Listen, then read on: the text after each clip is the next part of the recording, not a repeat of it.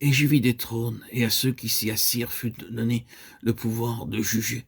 Et je vis les âmes de ceux qui avaient été décapités à cause du témoignage de Jésus, à cause de la parole de Dieu, et de ceux qui n'avaient pas adoré la bête, ni son image, et qui n'avaient pas reçu la marque sur leur front, ni sur leurs mains.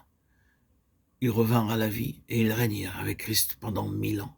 Apocalypse 24. Régnèrent.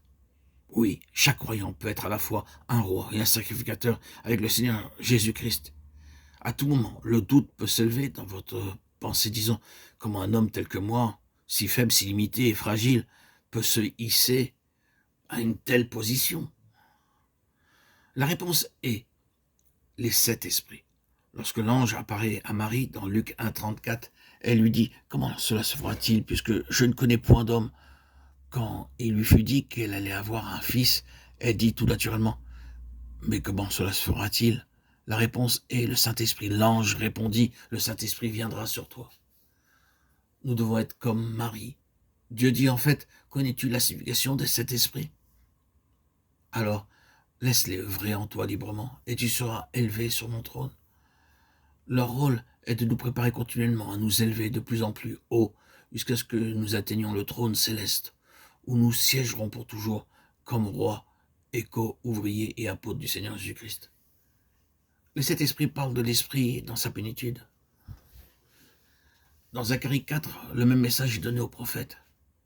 L'ange qui me parlait revint, et il me réveilla, comme un homme que l'on réveille de son sommeil. Il me dit, que vois-tu ? Je répondis, je regarde et voici, il y a un chandelier tout en or, surmonté d'un vase et portant 7 lampes avec 7 conduits pour les lampes qui sont au sommet du chandelier. Et après de lui 2 oliviers, l'un à la droite du vase et l'autre à sa gauche. Et reprenant la parole, je dis à l'ange qui me parlait, que signifient ces choses, mon Seigneur ? L'ange qui me parlait répondit, ne sais-tu pas ce que signifient ces choses ? Je dis, non, mon Seigneur. Alors il reprit et me dit, c'est ici la parole que l'Éternel adresse à Zorobabel. Ce n'est ni par la puissance, ni par la force, mais c'est par mon esprit, dit l'Éternel des armées. Zacharie 4, 1, 6. C'est le message que le Seigneur donna à Zorobabel par le moyen de Zacharie. En ce temps-là, les enfants d'Israël avaient devant eux une grande tâche à accomplir. La ville de Jérusalem était brûlée. Jérémie 25. Dieu prophétisa qu'après 70 ans de captivité, ils retourneraient à Jérusalem. Mais ils trouvèrent la ville sans porte et les édifices calcinés. La muraille de Jérusalem aussi était tombée.